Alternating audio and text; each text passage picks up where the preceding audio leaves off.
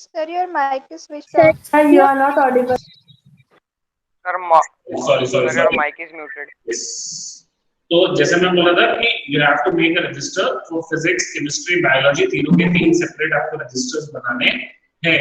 तो अभी हमारा फिजिक्स चल रहा है तो आपको फिजिक्स का एक रजिस्टर बनाना है अलग से। अब ये फिजिक्स के रजिस्टर में आपको क्या करना है, जो भी हम लोग क्लास में क्लास नोट्स करेंगे, फिर क्लास नोट्स के बाद सॉल्व एग्जांपल्स जो इलस्ट्रेशंस हम लोग क्लास में सॉल्व करेंगे, तो ये सारी चीजें आपको क्लास नोट्स में लिखनी है। उसके बाद जो आज मैंने होमवर्क दिया वो आज का होमवर्क आज के क्लास नोट्स के बाद सॉल्व होगा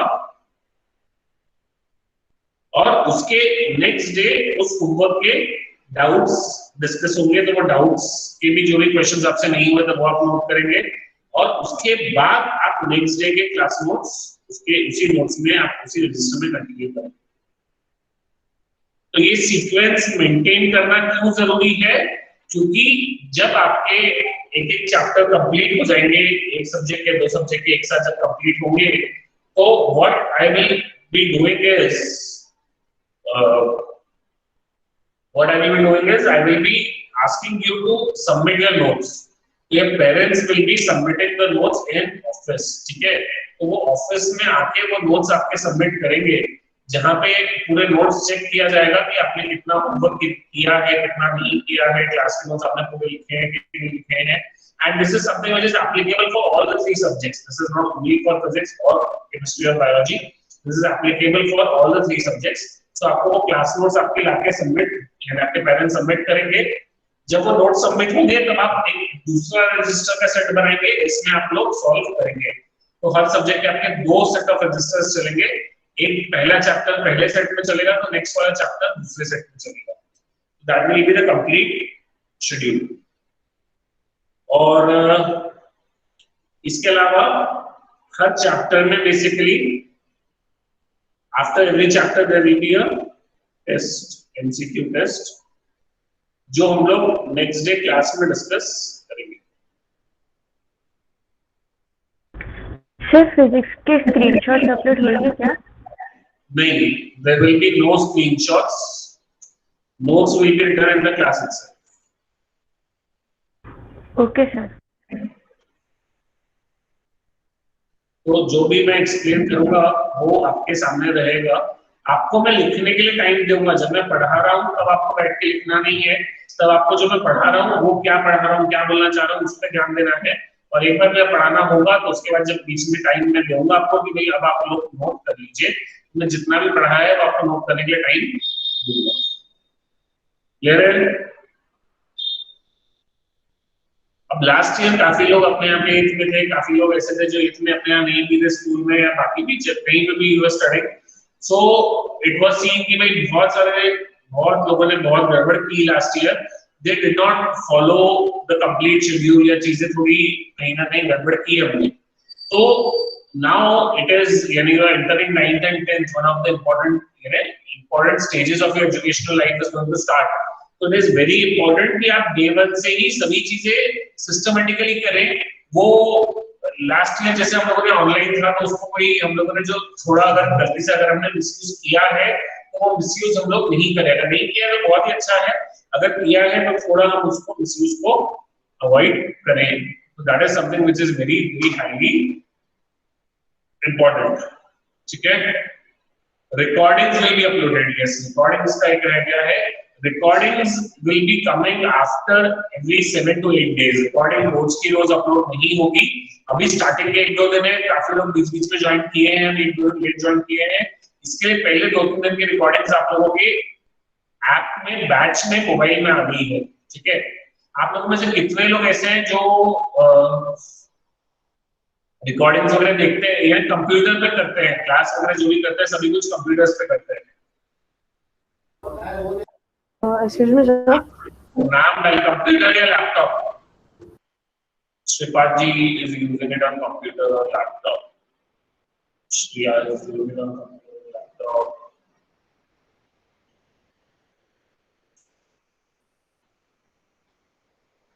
ठीक है, there are quite a few students who are doing it on a computer or laptop. ठीक है, तो देखिए अभी जो मैंने रिकॉर्डिंग्स डाली है they are not accessible on the शायद लैपटॉप पे वो रिकॉर्डिंग्स नहीं दिख रही होगी, राइट? तो रिकॉर्डिंग्स अभी वाली जो भी मैं डालूंगा वो लैपटॉप पे नहीं दिखेगी। कुछ दिनों बाद एक कोर्स में, जैसे पिछले साल जो लोग थे, एक स्टोर में कोर्स क्रिएट कर दूंगा ₹1 वाला, तो वो कोर्स आप बेसिकली परचेज कर लेंगे तो उसमें आपको रिकॉर्डिंग्स आएगी।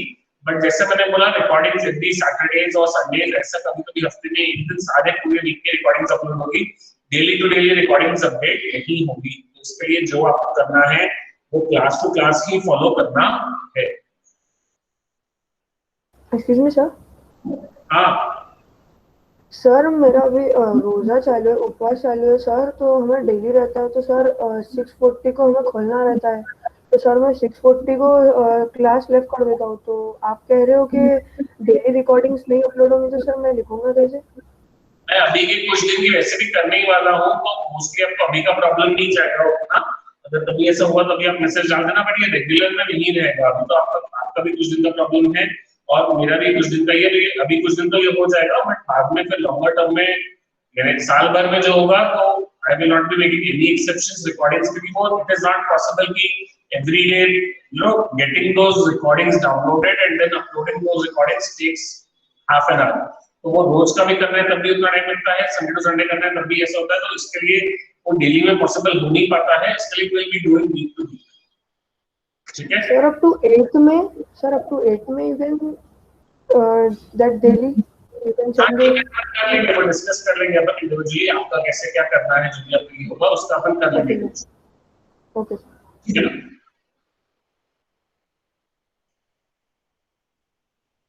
सर चलिए हाँ बोलिए, और कुछ किसी को डाउट? जो नोट्स हमें सबमिट करने हैं वो हम गूगल क्लासरूम पे सबमिट कर सकते हैं क्या? We will be doing hard copies में सबमिशन, सॉफ्ट कॉपीज में it is very difficult to check and see कि क्या किया है क्या नहीं किया है, so we will be doing it preferably in hard copies itself.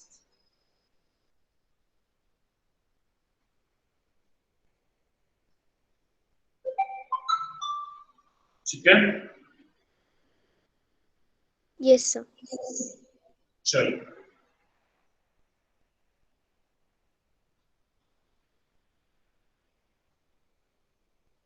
तो we are going to start with a new chapter, that is gravitation. ठीक है, this is an interesting chapter, थोड़ा सा कुछ पार्ट न्यूमेरिकल है, so math यानी it is not a very difficult chapter but it is also not a very easy chapter, there is some calculation वाला part, तो वो अगर आप अच्छे से करेंगे तो चैप्टर आपको बहुत इजीली समझ में आएगा। इंटरेस्टिंग चैप्टर है, तो we are going to start with Newton A. Gravitation is the chapter जिसमें the first concept is going to be Newton's law of gravitation. So you might have always seen those diagrams, or you might have heard this, when Newton was sitting inside a tree and apple fall down on his head, and a question came to his mind that why does the apple fall down itself, why does not it go up? तो एक Apple नीचे ही क्यों आता है, नीचे क्यों गिरता है एप्पल, ऐसा क्या होता है कि वो एप्पल नीचे गिरता है?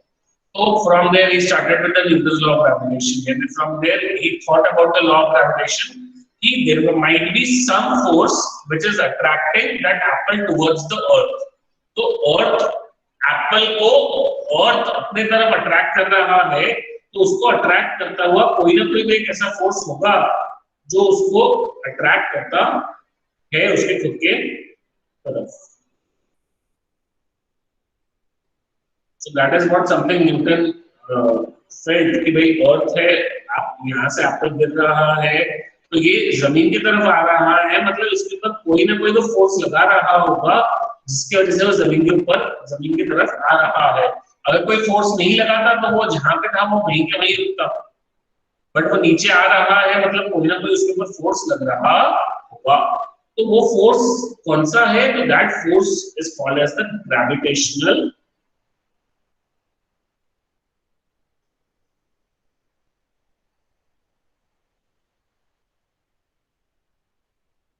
तो अब वो फोर्स किसी दो बॉडीज के बीच में या अर्थ और वो एप्पल के बीच में कितना फोर्स लगेगा, तो उसके लिए Newton gave a statement, the force of attraction between any two material particles is directly proportional to product of the masses of the particles and inversely proportional to the square of the distance between them. तो क्या बोला है basically forces directly proportional, किसके directly proportional, product of the masses, और inversely proportional to the square of the distance between them.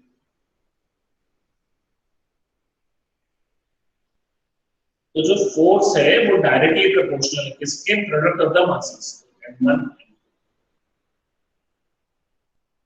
Inversely proportional है किसके, square of the distance between them. Inverse proportion यानी क्या होता है, 1 अपॉन,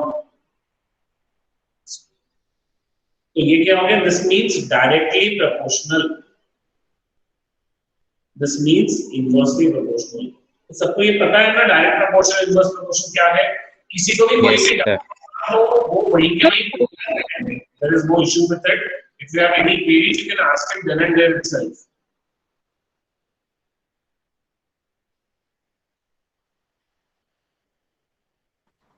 तो ये ग्रेविटेशनल फोर्स क्या हो गया, मासेस के डायरेक्टली प्रोपोर्शनल, किसके मासेस के डायरेक्टली प्रोपोर्शनल,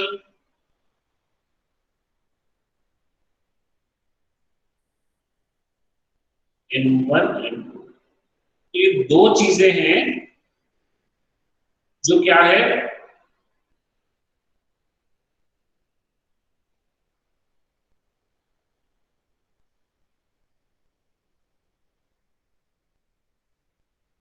ये दो चीजें हैं जो एक दूसरे से r डिस्टेंस पे है। तो जो फोर्स है वो दोनों के मासेस के मल्टीप्लिकेशन से डायरेक्टली प्रोपोर्शनल है, उसी के साथ साथ वो दोनों के डिस्टेंस के स्क्वायर से इनवर्सली प्रोपोर्शनल है। तो इसको कंबाइन करते हुए हमने बोला कि भाई force is proportional to n1 n2 by mass. तो ये जो प्रोपोर्शनल है इसको इक्वल करने के लिए हमने क्या बोला, f is equal to g n1 n2 by, तो g is called as the universal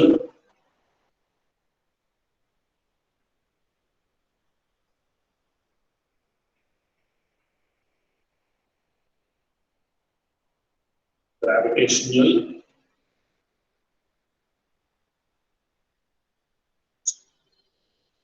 तो g की वैल्यू होती है 6.67 into 10 raised to power minus 11 Newton meter square per kg. So this is the value of universal gravitational constant. और gravitational force जो होता है basically it is always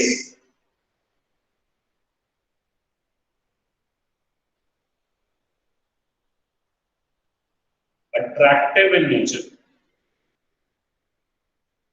दो particles के बीच का जो फोर्स है ये हमेशा अट्रैक्शन होता है, रिपल्शन नहीं होता। जैसे आपने चार्जेस में पढ़ा होगा कि like charges repel each other, unlike charges attract each other. तो यहाँ पे ऐसा नहीं है, यहाँ पे हमेशा चार्जेस लाइक को या अनलाइक को, मासेस में कोई लाइक अनलाइक का कंसेप्ट नहीं है। मासेस हमेशा क्या करते हैं, दूसरे को अट्रैक्ट ही करते हैं। तो ये जो दो पॉइंट्स, ये इसके ऊपर जो फोर्स लगेगा वो भी इधर लगेगा, और ये इधर M2 के ऊपर भी एक फोर्स लगेगा। तो ये जो फोर्स है ये दोनों के ऊपर लगता है और ये दोनों को एक दूसरे को अपने पास खींचता है। तो ये हमारा ग्रेविटेशनल फोर्स का क्या हो गया, फॉर्मूला। प्रोपोर्शनल जो ओरिजिनल फॉर्म था वो तो ठीक है, पर यूज जो करते हैं हम लोग सबसे ज्यादा फॉर्मूला वो यही वाला फॉर्मूला यूज करते हैं। हम लोग काफी यूज करेंगे हम लोग अभी अगले एक लेक्चर में भी, अभी अगले कुछ दिनों में एक्चुअली ग्रेविटेशन में काफी यूज आने वाला फॉर्मूला है, जिसमें ये g की वैल्यू है, इसको यूनिवर्सल ग्रेविटेशनल कांस्टेंट बोला जाता है। ये जो है पूरे यूनिवर्स में आप कहीं पे भी कुछ भी कर लो, इसकी वैल्यू चेंज नहीं होती, ये यूनिवर्सल कांस्टेंट है। ये जो g है this is not same as छोटा जी। छोटा जी काफी लोगों ने पढ़ा रखा है, एक्सेलरेशन ड्यू टू ग्रेविटी जिसको बोलते हैं। तो ये बड़ा जी है, ये एक्सेलरेशन ड्यू टू ग्रेविटी वाले छोटे जी से बहुत अलग है। दोनों के बीच में एक रिलेशन होता है, वो भी हम लोग पढ़ेंगे, बट ये दोनों अलग अलग चीजें। तो ये छोटे जी की वैल्यू तो 9.8 मीटर पर सेकंड स्क्वायर होती है और ये कांस्टेंट भी नहीं होती।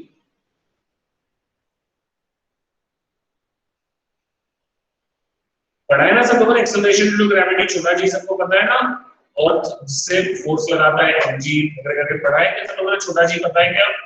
Yes sir. Yes, sir. Yes sir. Yes, sir. तो यहाँ तक किसी को कोई doubt? No sir, no sir. चलिए बहुत ही बढ़िया, आप इसको नोट कर लीजिए। सर वो nm स्क्वायर क्या है? क्या सर वहाँ पे g इक्वल टू 6.6। यूनिट लेके एम स्क्वायर पर kg square, N is Newton. Actually हम लोग हर बार यूनिट्स एंड डायमेंशंस पढ़ते हैं पहले, पर इस बार मैंने थोड़ा डिसाइड किया कि यूनिट्स एंड डायमेंशंस को स्किप करेंगे, हम लोग बाद में करेंगे। अभी हम लोग दूसरा चैप्टर कर लेते हैं, करके ये वो चैप्टर्स कर लेते हैं जो हम लोगों को अभी में काम आने वाले हैं में। तो इसके हम लोगों ने यूनिट्स एंड डायमेंशंस नहीं किया। यूनिट्स एंड डायमेंशंस में आ जाता है यह है न्यूटन इनटू मीटर स्क्वायर पर केजी स्क्वायर। वो यार अब जब यूनिट्स एंड डायमेंशंस पढ़ोगे ना, तब यूनिट कैसे निकालना है सीखेंगे हम लोग। उसमें यूनिट कैसे निकालना है, इसका डायमेंशन कैसे निकालना है, वो हम लोग सीखेंगे, पढ़ेंगे हम लोग 9th में ही पढ़ेंगे, बट थोड़ा लेट पढ़ेंगे। Okay sir. नोट कीजिए इसको।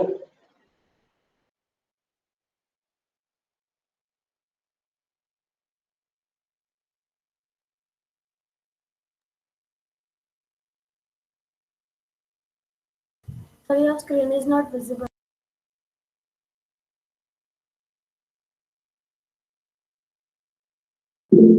सॉरी मैं डिस्कनेक्ट हो गया था गलती से, जस्ट एक सेकंड। तो अभी स्क्रीन भी आपको विजिबल हो गई होगी। आपको मैं हो जाएगा तो एक बार ड्रॉप अ मैसेज डन करके, तो मुझे भी पता चल जाएगा कि आपका नोट करना हो गया है। तो वी विल कंटिन्यू। पहले ये लॉ नोट कर लीजिए, चैप्टर का हेडिंग ग्रेविटेशन, सब टॉपिक का हेडिंग दिया हुआ है। पहले स्टेटमेंट नोट कर लीजिए इसका, फिर उसके बाद में आगे का नोट कराता हूँ। आप लोगों के नोट्स जो है वो जल्दी ही आने वाले हैं, और जब तक आपके नोट्स नहीं आते तब तक के मैं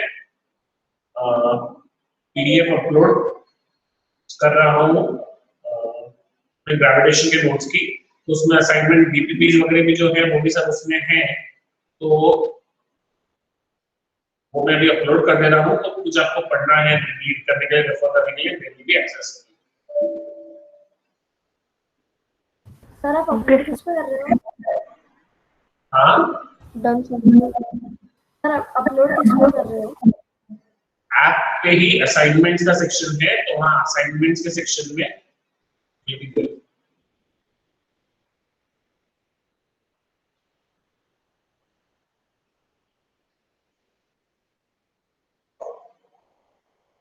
सर 2 मिनट दिखाओ ना डेफिनेशन।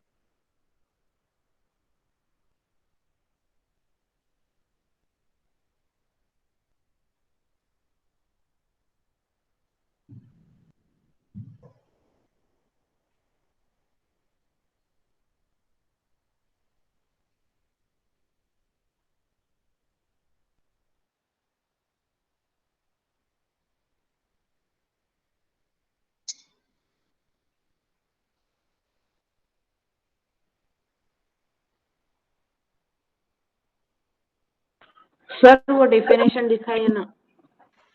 आप लोग इतने स्लो नोट कर रहे हो, कितनी देर से कर रहे हो? डेफिनेशन ही ओपन करके जब कहते हैं डेफिनेशन नहीं दे रहे, ऐसे कैसे कर रहे हो? आप नोट करो।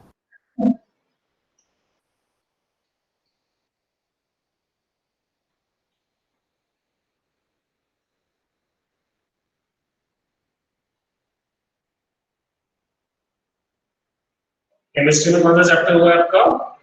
सर स्क्रॉल डाउन करेंगे। Atom structure.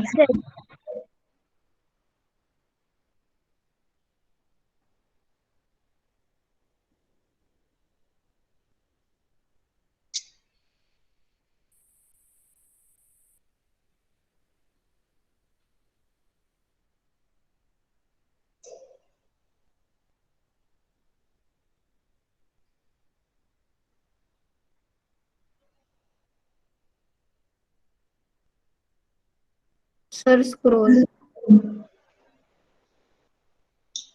करने में कुछ है ही नहीं और कहीं नहीं कराया है। Sir, how force is directly proportional to masses?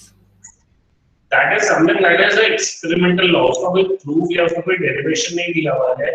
That was something which was, you know, tried and tested and found. That's वही चीज़ है. उसको term होता है ना, term भूल रहा हूँ उसको क्या बोलते हैं? Experimentally होता है शायद. It is an experimental law.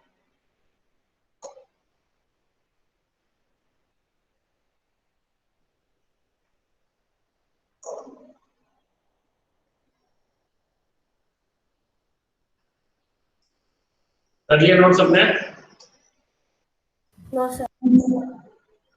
Yes sir. Yes sir. Yes sir. चलिए Sir, फटाफट ये वो कीजिए. Newton into metre square by kilogram square वो किसका फॉर्मूला है?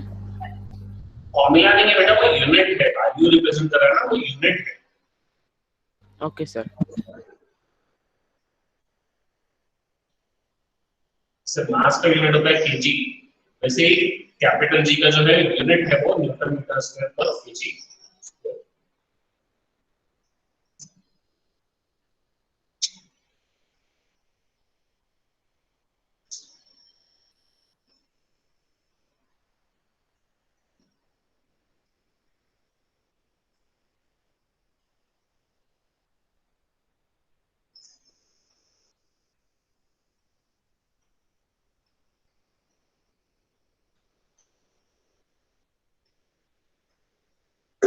मैं बताता जाऊंगा जैसे जैसे टॉपिक होता जाएगा अकॉर्डिंगली सभी सब्जेक्ट्स के सर या मैं मेरे स्कूल में बताते जाऊंगा कि कब कौन सा असाइनमेंट सॉल्व करना है.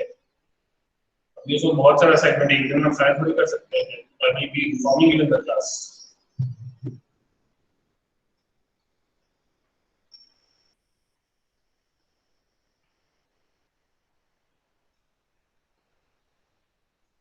The next thing that we'll be studying is vector denotation.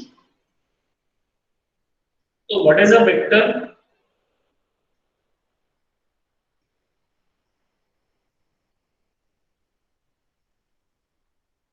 नहीं, रजिस्टर्स अभी इस साल के लिए खत्म हो चुके हैं.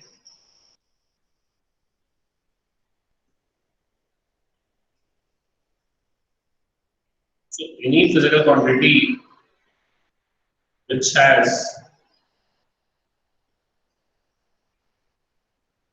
both magnitude and direction. Direction. and Magnitude.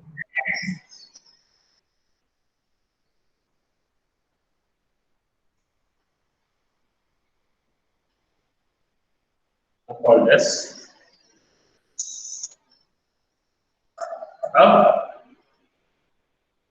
Any physical quantity which has both direction and magnitude are called as vectors. ठीक है?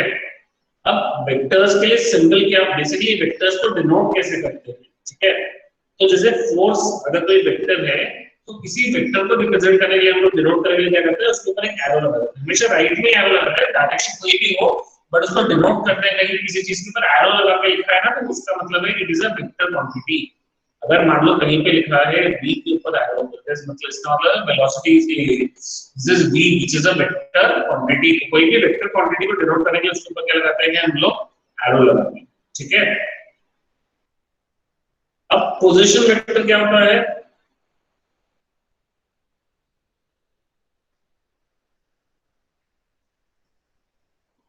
ये ओरिजिन है.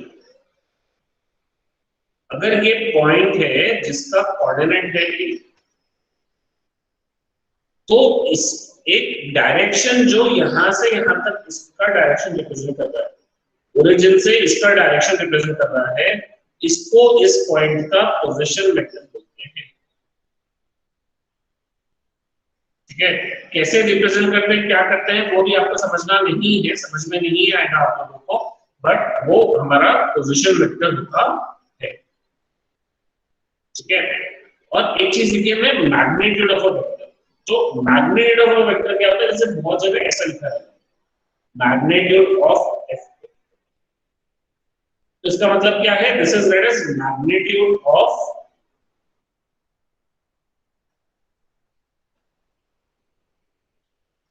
फोर्स। तो मैग्नीट्यूड ऑफ फोर्स वेक्टर मतलब क्या है, आपको सिर्फ उसकी न्यूमेरिकल वैल्यू बतानी है, उसकी डायरेक्शन आपको बताने की जरूरत नहीं है, आपको डायरेक्शन नहीं पूछी है। अगर हम लोगों ने ये जो वर्टिकल लाइंस लगाई है, वर्टिकल लाइंस का मतलब होता है कि we are talking only and only about the magnitude of that physical quantity.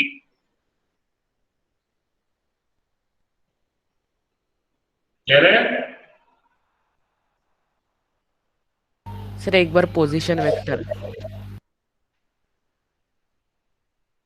Position vector क्या है, कैसे निकालते हैं, क्या एक्चुअली मैंने आपको लिख तो दिया पोजीशन वेक्टर, वो अभी आपको समझ में नहीं आएगा, अगले साल आप वेक्टर्स पढ़ोगे ना तो बहुत अच्छा आएगा। 10th के स्टार्टिंग में हम लोग फर्स्ट चैप्टर वेक्टर्स पढ़ते हैं। तो ये पॉइंट बी है, इसका जो डिनोट कोऑर्डिनेट डिनोट करता हुआ एक वेक्टर है, एक वेक्टर लिख सकते हैं हम लोग जो उसको कोऑर्डिनेट डिनोट कर रहा है, इसका पॉइंट है x2 y। तो वो पॉइंट कहाँ पे है, किस डायरेक्शन में है, कितना दूर है ओरिजिन से, ये डिनोट करने के लिए एक वेक्टर लिख सकते हैं हम लोग। ये वेक्टर क्या हो गया, पॉइंट बी का position vector.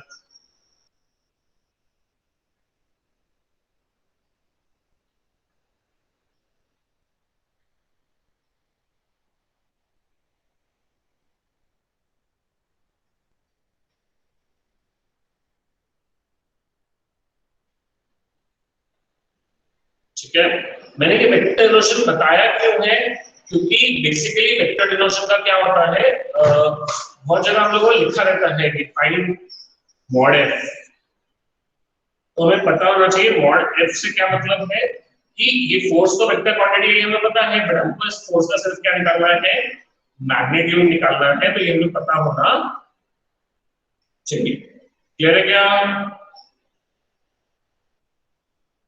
Yes, sir. Yes, sir. Yes, sir.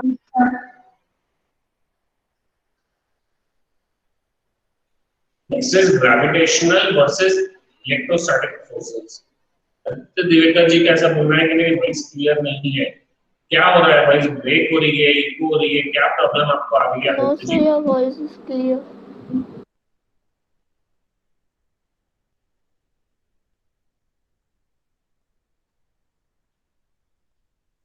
Sir हमें पिछले स्लाइड के नोट्स नहीं लिखने थे क्या?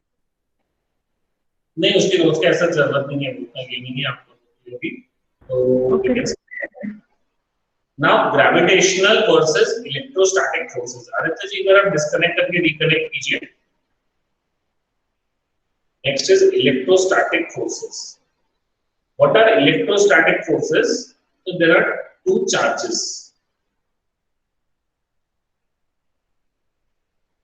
So two charges also have a force between them.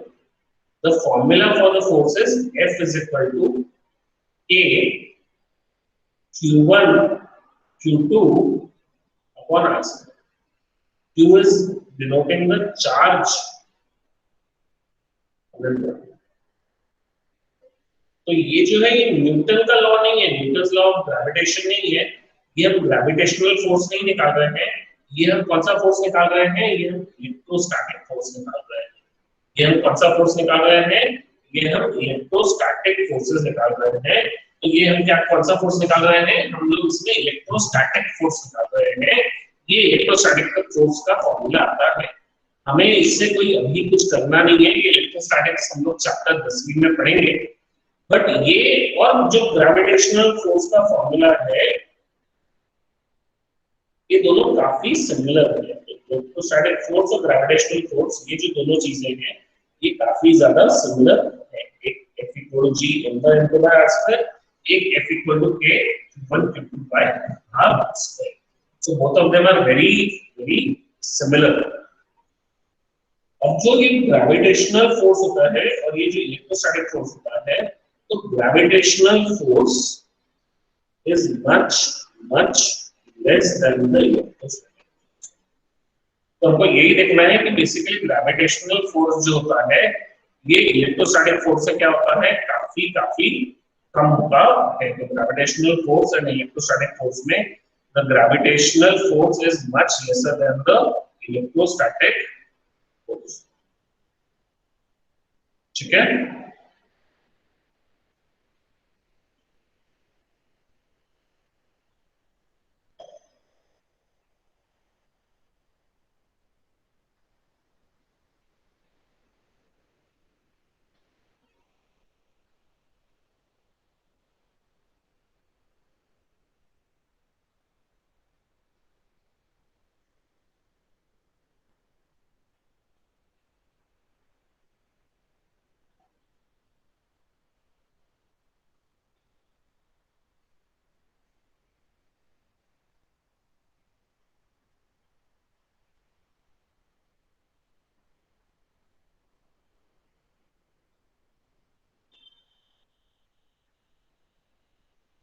Clear है सबको?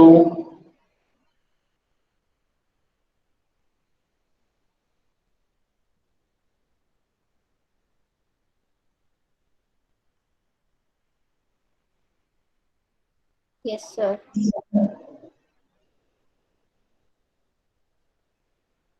सो जो ग्रेविटेशनल फोर्स है वो किसी भी दो बॉडी के बीच में हो सकता है, दो कोई भी मासेस के बीच में हो सकता है। It can be between two persons, it is there between any two person, it is there between a desk and a bench, a pen and a paper.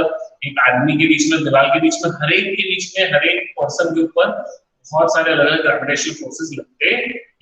ठीक है, तो अब हमको ग्रेविटेशनल फोर्स निकालना है किसके बीच में। एक कार है जिसका मास 600 kg है और एक बाइक है जिसका मास 100 kg है। ये दोनों एक दूसरे से 20 मीटर्स के सेपरेशन पे है। तो हम लोग क्या करेंगे, फोर्स का फॉर्मूला क्या है, G(N1 N2 by R)। तो G को हमने लिखा 6.67 into 10⁻⁻11 into M1। M1 is what, पहली बॉडी कहते हैं हमारी कार। कार का मास कितना है, 600 kg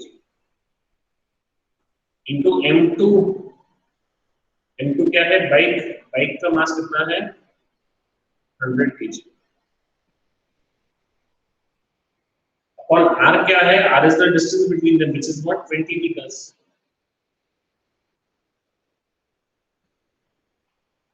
तो ये 20 का जो स्क्वायर है ना, ये बहुत लोग भूलते हैं, ये स्क्वायर नहीं करते, 20 लेके चलते हैं, तो वो गलती ना करें। ठीक है, और ये देखिए 6.67 जो है ना, अभी डेसिमल में जो है कैलकुलेशन करने के लिए थोड़ा मुश्किल हो जाता है।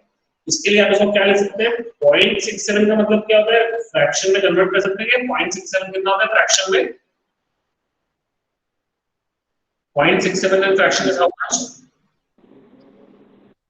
667/100 कर सकते हैं। बट 0.67 जो होता है दैट इज नियरली, यानी 0.67 जो बोलते हैं वो किसके बराबर होता है, नियरली 2/3। तो 6.67 को आप 6 इंटीजर 2/3 लिख सकते हैं, तो which is 6 into 3 plus 2/, 6 3s are 18 plus 2/, so that is 20/,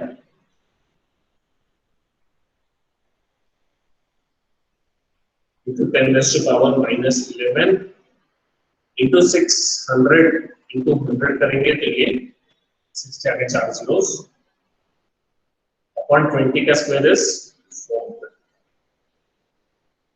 इसको कैलकुलेट करेंगे तो 20 into 60,000 into 10⁻⁻11 upon 3 into 400। इसको कैलकुलेट करने के लिए क्या करेंगे, 20 1s are 20, 20s are, फिर 20 को काट करने के लिए दिस इज 0 and 0, फिर 2 1s are 2, 3000 फिर 3000 को कट करेंगे और इसको 3 को कट करेंगे तो ये बन जाएगा this is 1000 that is 1000 into 10 raised to power minus 11 this is in Newton's force का जो यूनिट होता है दैट इज न्यूटन फोर्स का unit is Newton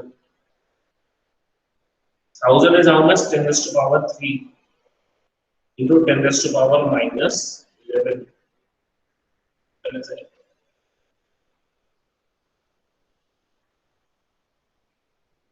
raised to power 3 minus 11 is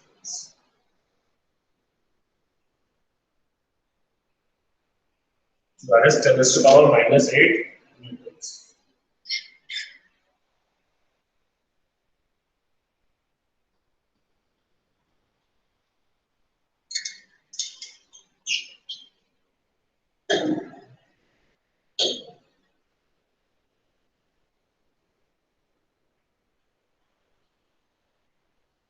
क्या हुआ आदित्य जी क्या नहीं समझा बताइए हम लोगों को फोर्स निकालना था इसके बीच में दो चीजें थी एक थी कार जिसका मास दिया हुआ है हम लोगों को और दूसरी चीज थी बाइक जिसका मास दिया हुआ है और ये कार और बाइक के बीच का जो डिस्टेंस है ये दिया हुआ है 20 मीटर्स अब जब हमने F equal to G n1 n2 by r square किया तो G की वैल्यू क्या थी 6.67 इंटू 10 की पावर माइनस 11 ये हमने पहले ही निकाल लिए इंटू m1 दो चीजें थी किसी के भी मास को पहला मास लो 600 दूसरे चीज के मास को दूसरा मास लो 100 अपॉन r का square r is what distance that is 20 upon 20 का अब इसको मैथमेटिकली कैलकुलेट किया कैसे कैलकुलेट किया तो भाई 6.67 जो होता है ना ये होता है 20/3 ये आपने फ्रैक्शंस आपने सीखा होगा ना कि भाई 6.67 जो है ये होता है 20 into 10 की पावर माइनस 11 into 10 की पावर माइनस 11 into 600 के आगे दो जीरो और लगाएंगे 600 इसके आगे दो जीरो और लगाएंगे 60,000 अपॉन 20 का स्क्वायर इज 400 अब इसको सॉल्व करने के लिए हमने क्या किया 20/3 था तो इसको 20 को वैसे लिखा 20 को ये बाय 3 अब इसको मैथमेटिकली सिंपलीफाई किया इसके आगे की कोई स्टेप मैथमेटिक्स सिंपलीफिकेशन वाला कोई पार्ट अगर नहीं समझा होगा आदित्य जी को बोलिए तो वो मैं बता देता हूँ वापस यहीं तक कुछ कंफ्यूजन था तो वैसे क्या क्लियर नहीं हुआ हुआ कि क्लियर क्या कंफ्यूजन है वो भी है तो बोलिए हाँ क्लियर हो गया क्लियर और कीजिए इसको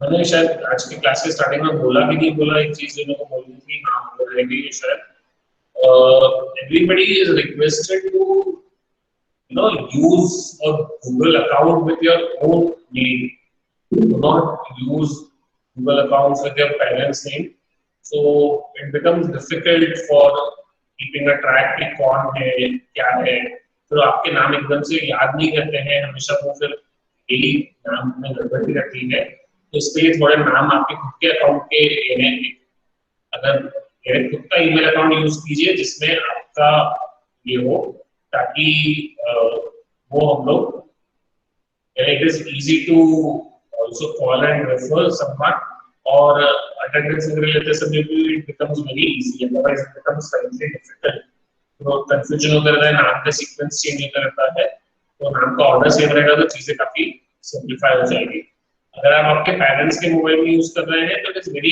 easy to change the account दो अकाउंट आप उसमें ऐड करके रखिए आपका और एक आपके पेरेंट्स का और आपका अकाउंट आप इजीली स्विच कर सकते हैं क्लास ज्वाइन करने के Excuse me, हाँ so can you please show the question? that can be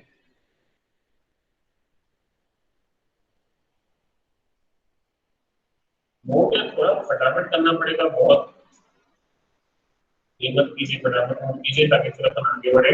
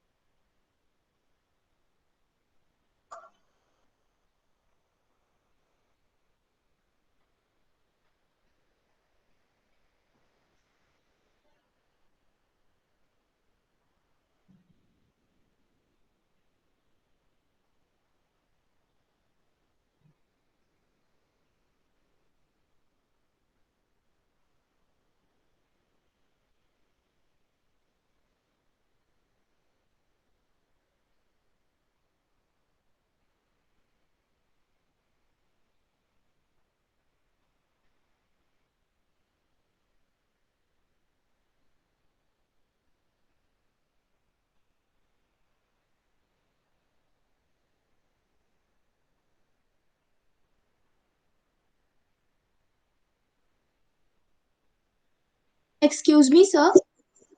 हाँ सर जो कैपिटल जी रहता है दैट इज कांस्टेंट, तो सर वो कोई भी दो ऑब्जेक्ट्स के बीच में होता है, और अगर अर्थ और कोई और ऑब्जेक्ट के बीच में है तो वो स्मॉल जी रहता है ना।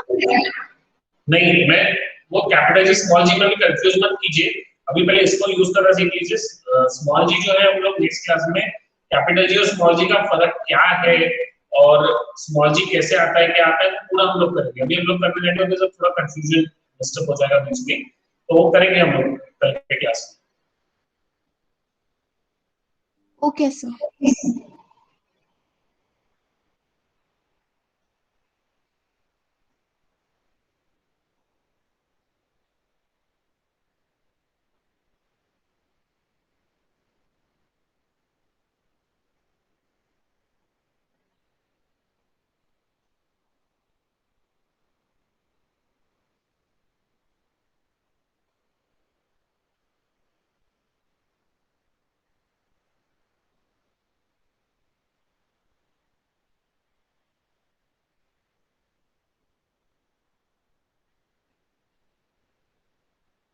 So, absent Dinaj.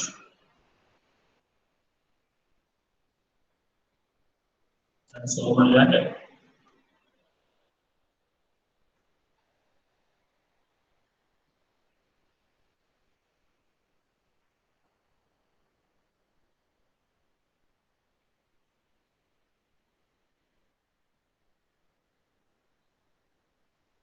Packages को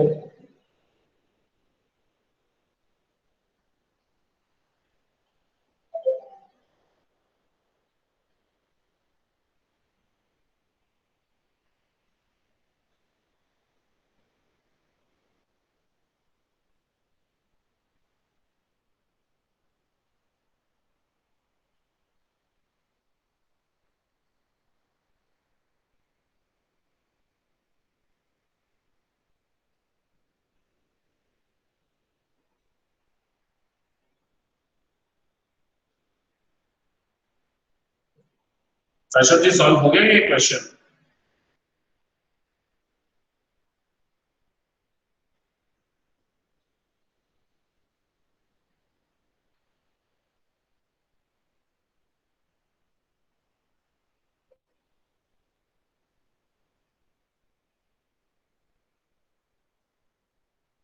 शाश्वत जी यस सर। सॉल्व हो गया?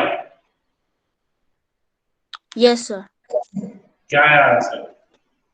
सर 2962.9।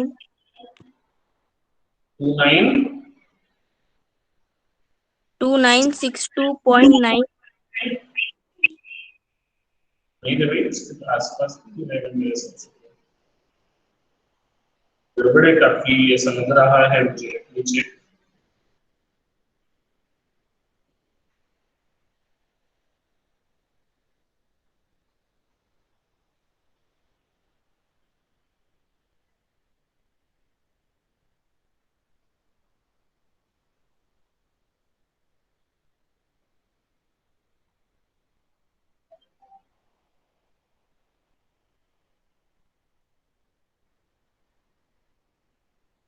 पावर्स में गड़बड़ की है, न्यूमेरिकल वैल्यू क्लोजली करेक्ट है, आपने 20/3 वाले कंफर्मेशन में लिया, इसमें आपकी वैल्यू ऐसे दिख रही है, थोड़ी आप हो लेते थे तो और थोड़ी ठीक निकल रही कैलकुलेशन, और पावर्स गड़बड़ है इसमें भी।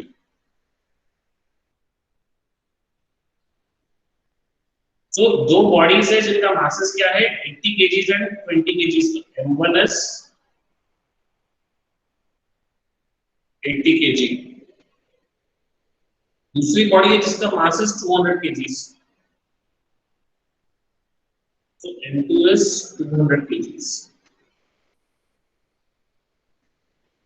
दोनों के बीच का distance is 6 metres, r is 6 meters,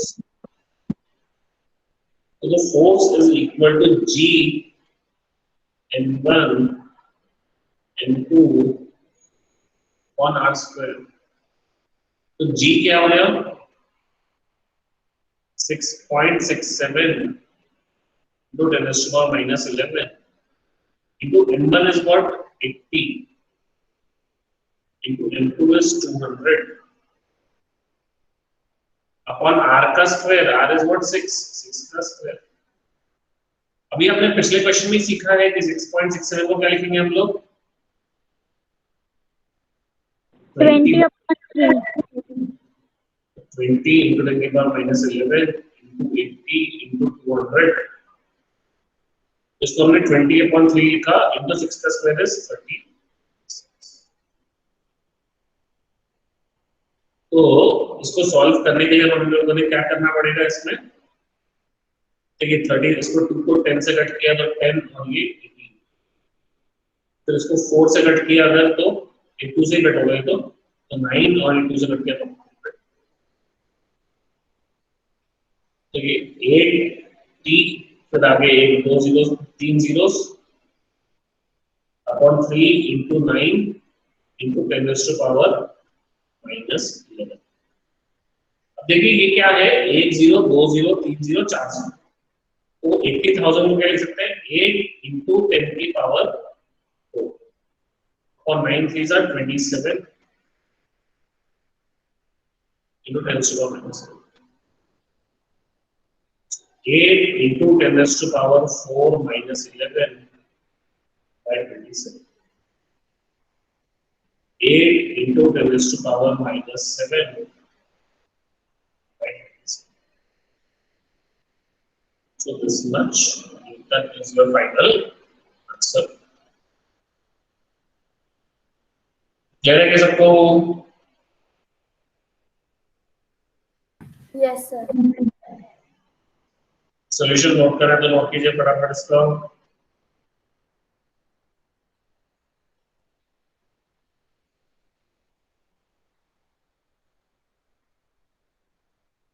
sir मेरा दूसरा final answer 29629 into 10 to the power -12 आ रहा है बाद में सॉल्व करने के बाद।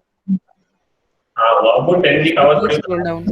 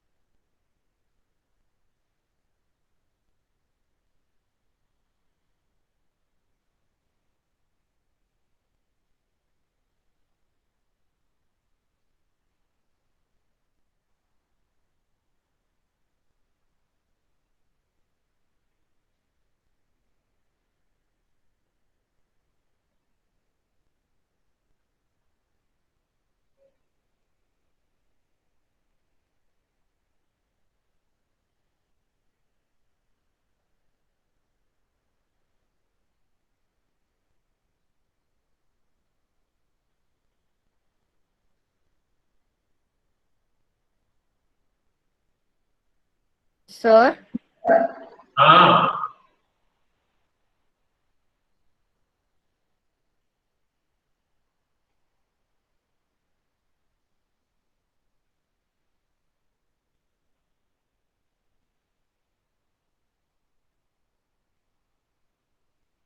बोलिए, मैं कुछ पूछना चाह रहा था।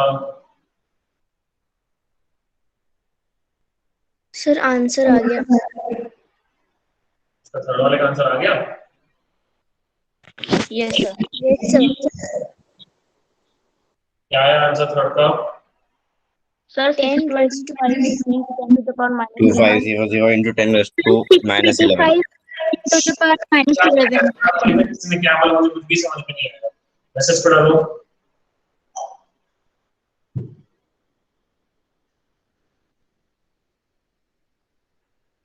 So two masses are 30 kgs. M1 is 30 kgs and 50 kgs. M2 is 50 kgs. Separated by a distance of 4 meters. R is equal to 4 meters. F is equal to G M1 M2 by G is 6.67 into 10 to the power minus 11 into M1 is 30 into M2 is 50 on R is 4 का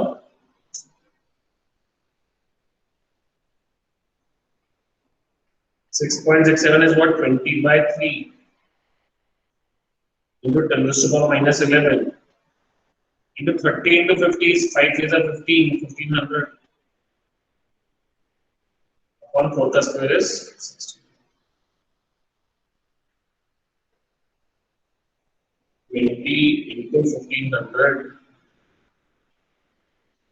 into 10 की power minus 11 upon 3 into 60. 3 ones are 3, 500 are 500 by 20, the 5 twos are 10 into 10 is to the power minus 11.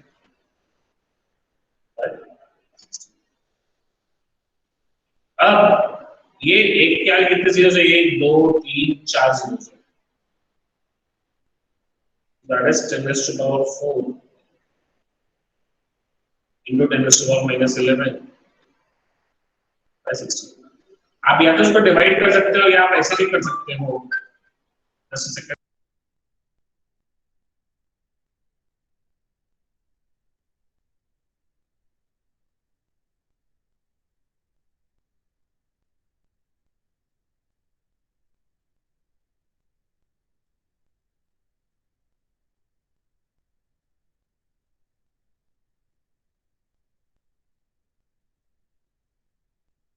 Excuse me, sir, your mic is muted.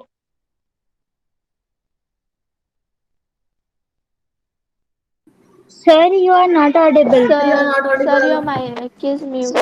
Mic is off. हाँ एक second. ठीक है, तो इसको जब divide करेंगे तो ये ऐसे आ जाएगा 620. So this can be said to be 625 into 10 to the power minus 11 newton.